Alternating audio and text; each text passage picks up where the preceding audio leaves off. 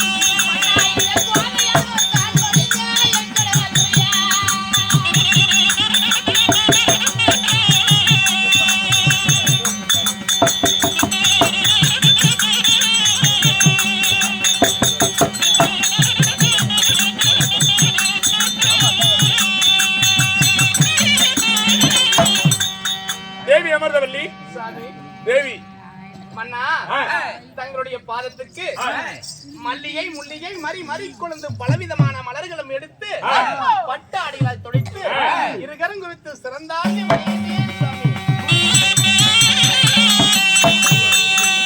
அமர்ந்தவல்லி கட்டி கணவன் திருவடி பாதத்தை மறந்தபடியால் எப்படி வாழ வேண்டும் சொல்கிறேன்.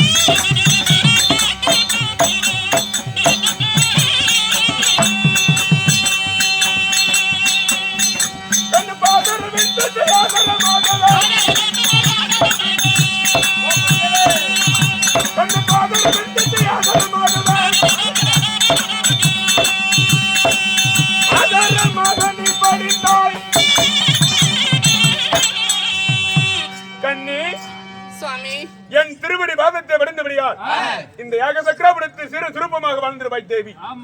அதுவே மிக்க மகிழ்ச்சிங்க. ஆகட்டும் சாமி தேவி. போதிலும் அரமனையில இருந்த மனைவியே அதே சீக்கிரம் ஆட்களை விட்டு ஓடோடி அழைத்து வந்தீங்கள, என்னங்க விஷயம்? எதற்காக அழைத்தா? என்ன காரணம்? தேவி அமர்ந்தவல்லி, சாமி என் அண்ணமார்களை கொன்னவர் யார் என்று தெரியாத தேடிக்கொண்டிருந்தேன். யாக சக்கரபுரத்தில் அஸ்தாபுரத்து வேந்தன் அருமைக்கொடி துரிய மன்னன் என்னை தேடி வந்து இரவோடு இரவு நேரம் வந்தார். இரவு நேரத்தில் வந்தார். அஸ்தாபுரத்து வேந்தனி இந்த அரும்பாசவனை தேடி இரவோடு இரவு நேரம் வந்திருக்கிறேன் என்று கேட்கிற பொழுது இந்த யாக சக்கரபுரத்தில் மன்னன் தனியமாக அனந்த கண்ணு சிந்தனையோடு இருக்கிறேன் என்று அஸ்தாபுரத்து வேந்தன் அருமைக்கொடி துரிய மன்னன் கேட்கிற பொழுது அப்பொழுது உரைத்தேன், அன்னமார்களை கொண்டவர்கள் யார் என்று தெரியாத தேடிக்கொண்டிருக்கின்றேன். அப்படி என்று சொன்ன தரவாயில் அஸ்தாபுரத்து வேந்தன் பாண்டவர் குலத்தில் பிறந்திட்டு அந்த பீமசேனை நான் மனிதவர் என்று என் இடத்தில் வார்த்தைகள் உரைக்க அதன் வார்த்தை கேட்டு நான் குருச்சத்திரம் செல்கிறேன். பாண்டவர்களை கூண்டோர் உரைக்க போகிறேன். பார்வுடைகை ஆள போகிறேன். சாணாதிபட்டம் பெறுகின்றேன். போய் வா மன்னவா என்று ஒரு வார்த்தை சொன்னால் போதும், சென்று வருகிறேன். பாண்டவர்களை சென்று கூண்டோடு அழைத்து வருகிறாய். உண்மைதான். அதற்காக தான் என்னை அழைத்து மனைவியிடத்தில் ஒரு வார்த்தை சொல்லிவிட்டு போலாம் என்று. உண்மைதான் தேவி. எதற்காக தான் அழைக்கிறார்? உண்மைதான்.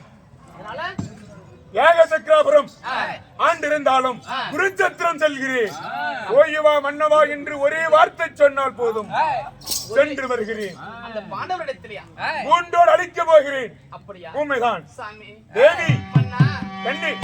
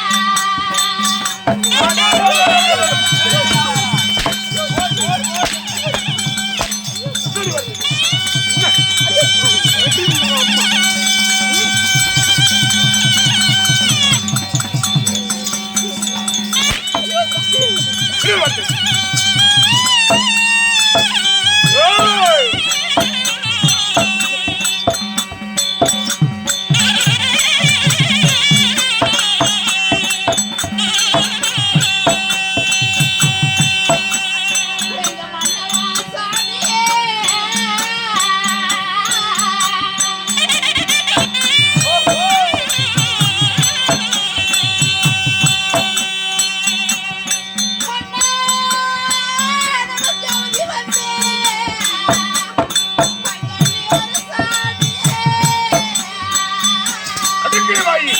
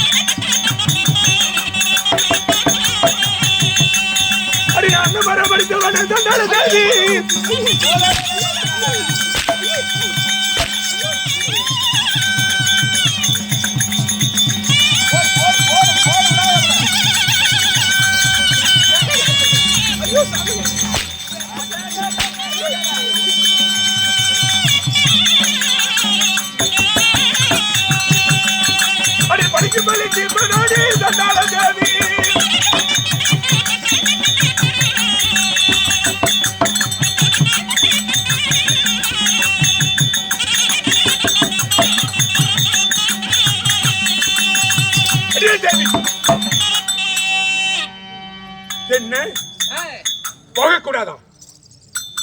அந்த பாண்டவரை எதிர்த்து போனீங்கன்னா நிச்சயமாக நம்மளுக்கு பழுது வந்து நேர்ந்துரும். அடங்கிரி வாயி.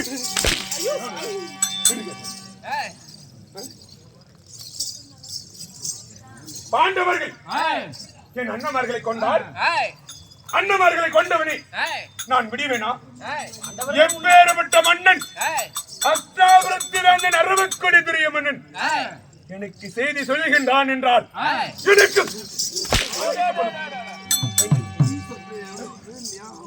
எப்படி மடித்தார்களோ அதே மாதிரி உன்னையும் சூழ்ச்சி செஞ்சு மடித்து விடுவார்கள். என்ன மடித்து விடுவார்களா?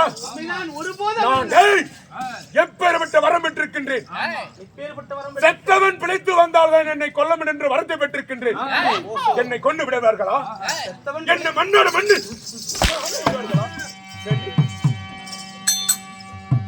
கட்டிய மணவன் கால் எடுத்து அடி வைக்கும் பொழுது வேண்டாம் என்று உன் நாவல் வரக்கூடாது.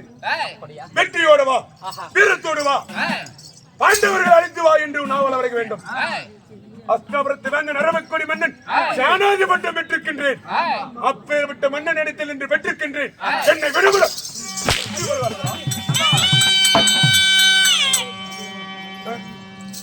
மன்னா ஏதி அஸ்தாபுரத்து மன்னன் துரியோதன மன்னன் சேனாதிபதியை கொடுத்திருக்கிறார். உண்மைதான். அந்த பாண்டவர்களை நான் கூண்டோடு அழித்து வருகிறேன். அந்த துரியோதனன் பேசி கேட்டு அந்த பாண்டவரிடத்துல சண்டைக்கு செல்கின்றாயா? உண்மைதான். அந்த ஐவரிடத்துல போருக்கு செல்கின்றாயா? மன்னா தேவியாகிய மந்தவல்லி ஒரு வார்த்தை சொல்லத. என்னடி உன்னை சொல்ல போகிற? நன்றாக கேளுங்க. ஒருபோதும் அந்த பாண்டவரிடத்துல எதிர்த்து சண்டையே வேண்டாம். பாண்டவர்